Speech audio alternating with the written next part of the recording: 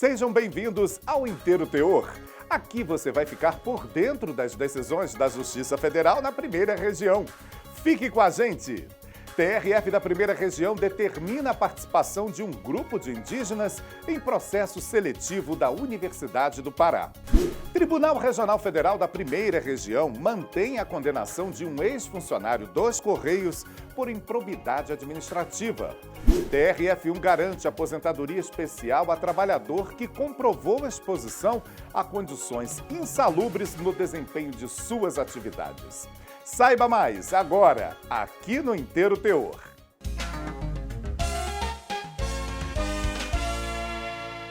Por causa da pandemia do novo coronavírus, tivemos que aprender a fazer muitas coisas de maneiras diferentes. Conviver com familiares e amigos, mantendo o distanciamento social, fez parte desse aprendizado. E a internet tornou mais fácil essa forma de se relacionar. Mas nem sempre disponibilizar serviços na internet facilita a vida de todo mundo, porque algumas pessoas ainda têm dificuldades de acesso.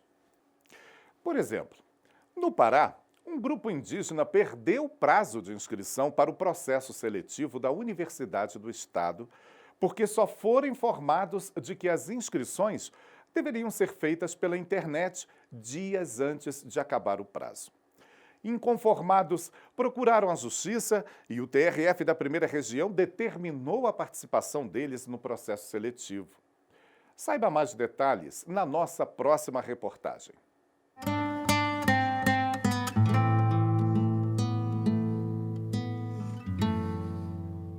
E a minha Amália Gonçalves, Ricuron, Querari, Huay Montebu, Huabarri, Juicubuju, Cidade, São Gabriel, Amicunã, Edanicubu, Jubuerobu, Licenciatura, Formação dos professores indígenas da Budir Caride. Para realizar o sonho de se formar, Amália precisa sair da comunidade em que mora e percorrer mais de 340 quilômetros pelos afluentes do Rio Negro, no Amazonas. Só depois de 12 dias de viagem, ela consegue chegar na Universidade Federal do Estado, em São Gabriel da Cachoeira. As aulas presenciais duram 45 dias e acontecem 2 vezes por ano. Para ir e voltar, ela leva mais da metade do tempo que passa estudando em cada semestre. Vai, Amália, começa o teu caminhar, navega, que teu destino não é logo ali. Dificuldades que muitos indígenas precisam enfrentar para conseguir o diploma de um curso superior. Mas o desejo de mudar a realidade do próprio povo é maior que os obstáculos. Dentro das comunidades, quem atua são pessoas não indígenas. E uma das maiores dificuldades é que, dentro das comunidades, é preciso ter um próprio indígena que conheça a realidade do povo, que convive, que sabe quais são as necessidades, o que acontece lá dentro. Eu quero me formar, fazer o mestrado, doutorado e atuar na minha comunidade. E foi com esse objetivo que um grupo de 13 índios da região do Médio Xingu, no Pará, decidiu participar do processo seletivo da Universidade Federal do Estado. Mas a FUNAI só teve conhecimento do edital 5 dias antes do prazo para o encerramento das inscrições, que tinham que ser feitas pela internet, o que dificultou ainda mais a participação dos indígenas. A maioria dos processos seletivos são feitos com inscrições via internet, né? E na maioria das aldeias no Brasil, das comunidades indígenas, não há acesso à internet. Então, de fato, há uma dificuldade. Esse caso de Altamira mostra exatamente um pouco dessa realidade, né? Inconformados com a situação, eles recorreram à justiça. Em primeira instância, o pedido de uma nova oportunidade para que pudessem fazer a seleção foi aceito. A juíza entendeu que se existe flexibilidade para atender estudantes da cidade, não poderia ser diferente com os indígenas, que normalmente têm dificuldade de acesso às redes de comunicação. A universidade não concordou com a decisão e recorreu ao Tribunal Regional Federal da Primeira Região em Brasília.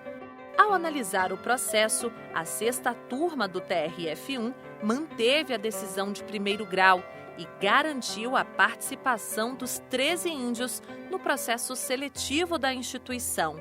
Para os magistrados, os argumentos apresentados pelos indígenas foram considerados válidos. Por isso, o impedimento à participação dos índios foi considerado uma violação ao princípio da razoabilidade, como explica esta advogada.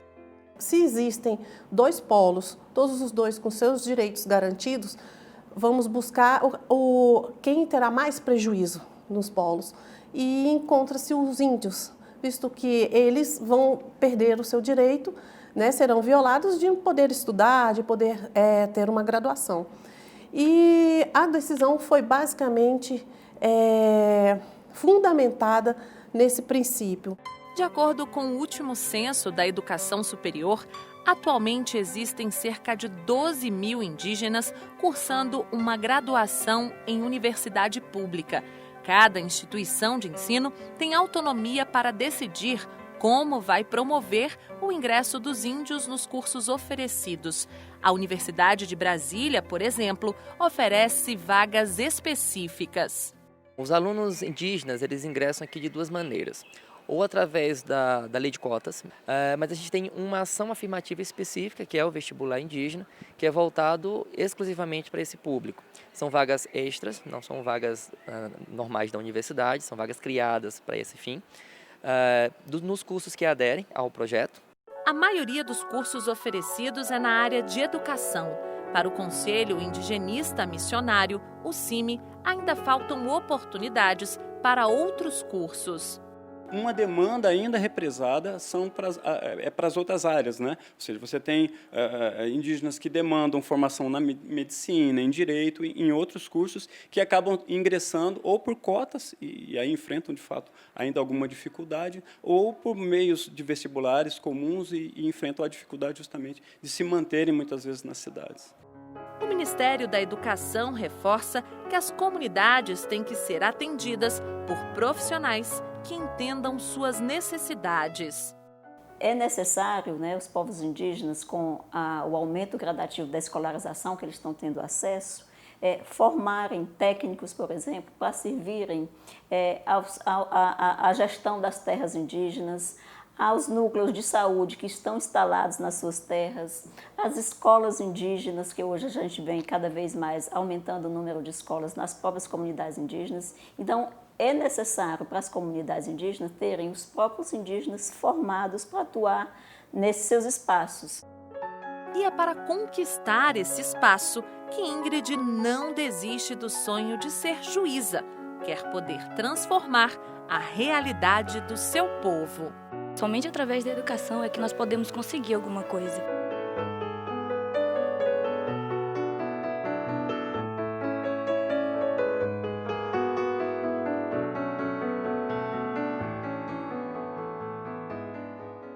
E veja a seguir.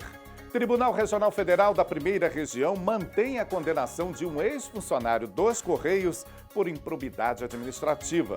TRF1 garante aposentadoria especial a trabalhador que comprovou exposição a condições insalubres no desempenho de suas atividades. É já aqui no Inteiro Teor.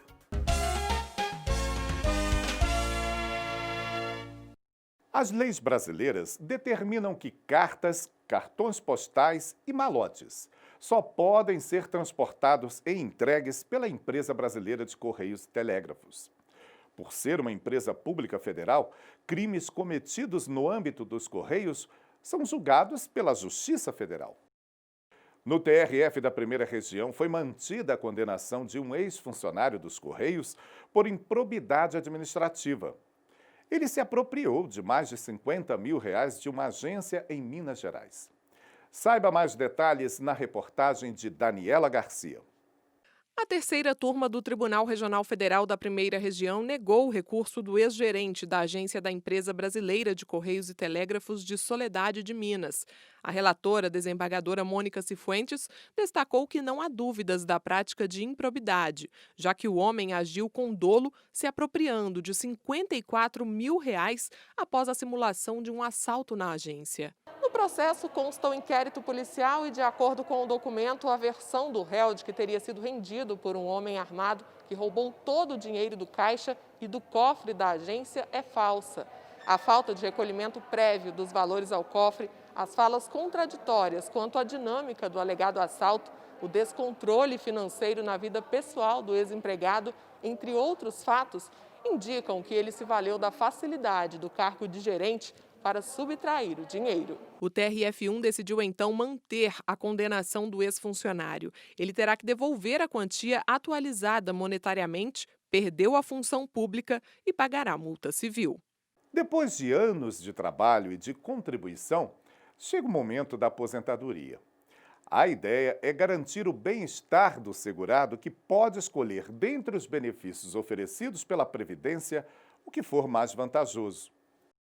Por exemplo, quem faz jus à aposentadoria especial recebe um valor maior que a média e sem reduções de expectativa de vida e do fator previdenciário. Mas para garantir esse benefício, muitos segurados precisam procurar a Justiça. Quem dá mais detalhes é o repórter Márcio Fontinelli. Em novembro de 2019 foi aprovada a reforma da Previdência. Um dos benefícios que mais sofreu alterações foi a aposentadoria especial. De acordo com a Emenda Constitucional 103, para conseguir o benefício, além de ter trabalhado em áreas prejudiciais à saúde, o segurado tem que alcançar uma idade mínima. Está no artigo 19. O segurado deve comprovar a exposição a agentes químicos, físicos e biológicos durante 15, 20 ou 25 anos, dependendo da regulamentação trabalhista do setor onde prestou serviço, ao mesmo tempo em que atinge 55, 58 ou 60 anos de idade. E para garantir o direito à aposentadoria especial, um trabalhador entrou com uma ação na Justiça Federal. Após comprovar que ele passou parte da vida trabalhando diretamente com agentes biológicos, ele conseguiu, em primeira instância, converter a aposentadoria por tempo de serviço em aposentadoria especial, que é mais vantajosa. Mas o INSS recorreu e ele só conseguiu garantir o direito depois que o caso veio parar no TRF1 em Brasília. A desembargadora federal Gilda Singmaringa Seixas, relatora da ação, destacou em seu voto que para a concessão da aposentadoria especial não é exigido que o empregado fique exposto a condições insalubres em todas as situações de trabalho. Basta que no desempenho de suas atividades sujeite-se ao agente nocivo em período razoável da prestação de serviços. Seguindo o entendimento da relatora, a primeira turma do TRF1 decidiu que o segurado faz jus à alteração do benefício. E a gente termina o programa convidando você para visitar nosso portal e acompanhar o TRF1 nas redes sociais, Facebook, YouTube e Instagram. Até nosso próximo programa.